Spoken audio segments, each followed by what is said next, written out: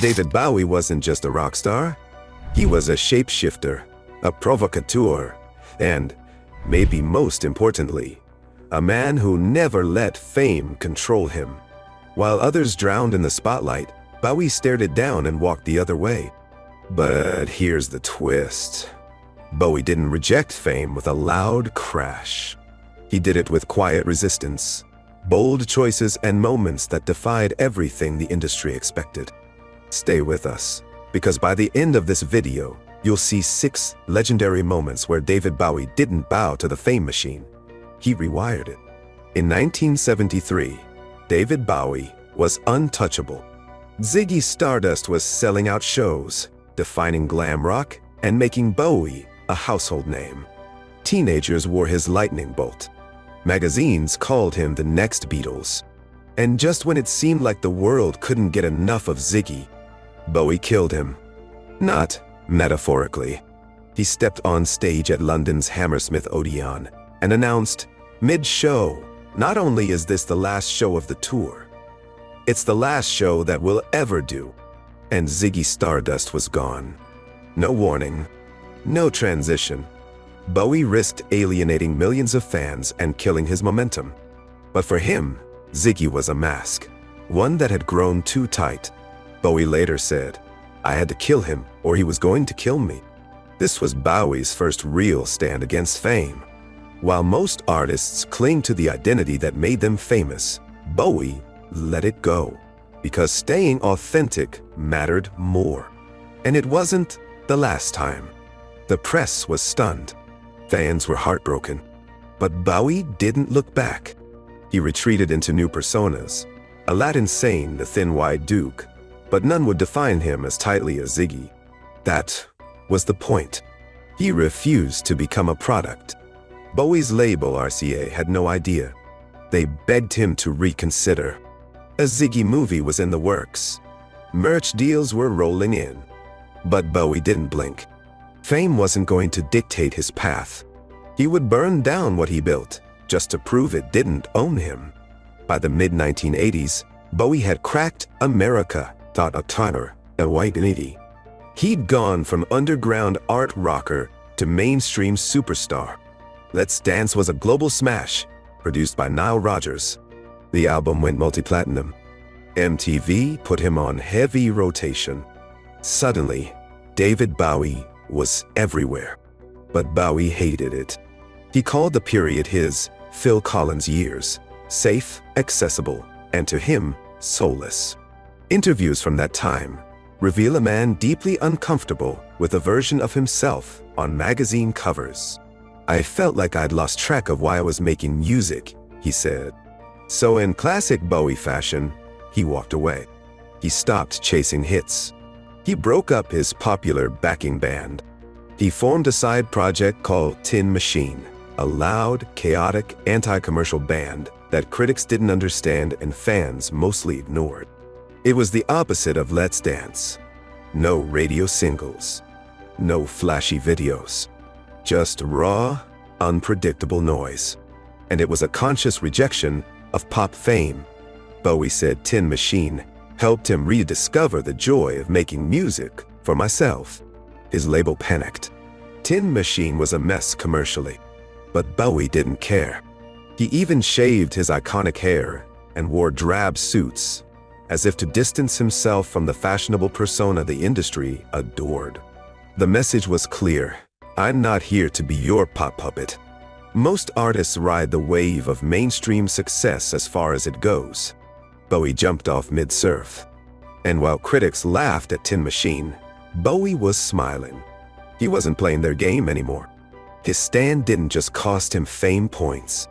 It cost him millions in potential revenue. But he gained something more important: creative control. And when he finally returned to solo work, it wasn't with radio bangers. It was with weird, challenging albums like Outside and Earthling. This wasn't just rebellion for rebellion's sake. It was integrity. Bowie didn't want to be loved. He wanted to be real. But if you think that's the boldest Bowie got, wait until you see what he did when the internet came knocking. By the late 90s, David Bowie had been through nearly every phase an artist could imagine.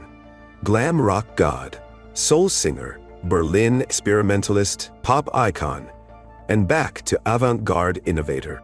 Most artists at this stage settle into legacy. They tour the hits, collect awards, and let the machine take over. But Bowie wasn't most artists. In 1997, he did something no major rock star had ever done. He released a downloadable single on the internet. That's right. Before Napster, before iTunes, before Spotify, Bowie released Telling Lies exclusively online. It crashed servers. It confused people. It made headlines. And it proved he wasn't scared of the digital age. He was ahead of it. But that was just the warm-up. In 1998, Bowie launched BowieNet, his own ISPAT-DMD, not a fan club, not a blog, a full-blown internet service provider. Subscribers got exclusive content, unreleased music, chat rooms where Bowie would sometimes appear, and even an @davidbowie.com email address. Critics thought he was joking. The industry didn't know what to make of it. But Bowie saw what was coming. He famously said in a 1999 interview, "The internet is going to have a far-reaching impact on the way music is heard and made. It's going to crush the music industry." This wasn't anti-fame. It was post-fame. Bowie didn't reject the spotlight. He just built a better one.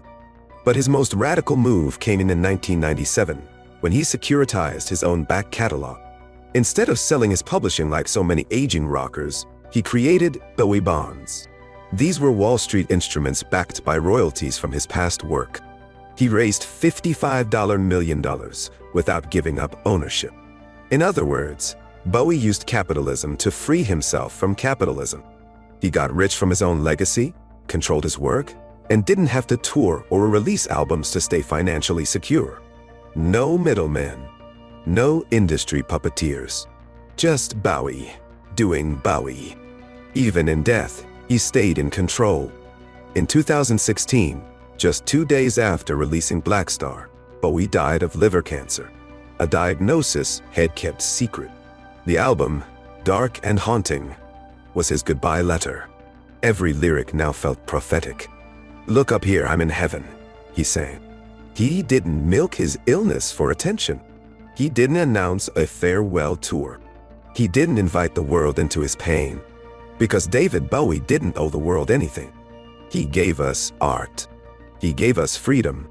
And when the camera zoomed in, he often turned away. That's what made him more than famous. It made him immortal. So now you've seen it. 6 moments where David Bowie stood up to fame and walked the other way. From killing Ziggy at his peak, to ditching pop stardom, to outmaneuvering the internet itself. He didn't just wear masks. He shattered them. He didn't just evolve. He revolted.